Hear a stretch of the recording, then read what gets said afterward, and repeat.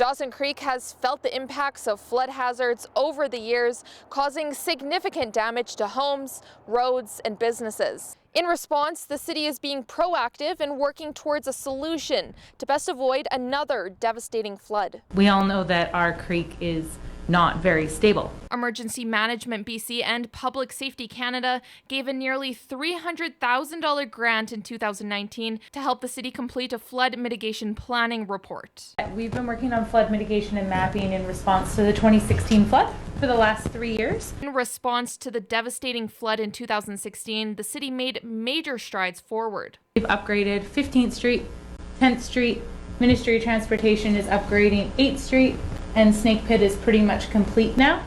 It was a really horrific flood event, and in fact we ended up having to declare a state of emergency over it because our community was completely cut in half. However, the city is still left with high-risk areas. One of the recommendations is to improve the flow or increase the infrastructure flow at the 102nd Avenue crossing, so whether it would be a bridge or additional culvert capacity or whatever. Also, we're going to look at 17th Street potentially in terms of looking at that crossing to see if there's anything we can do to improve that as well.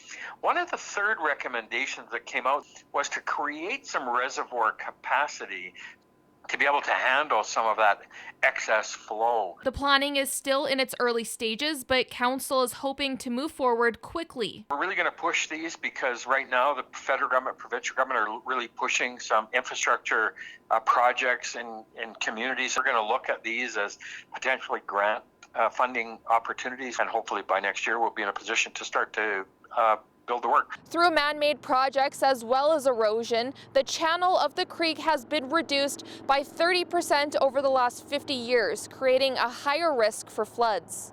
Krause, CJDC-TV News, Dawson Creek.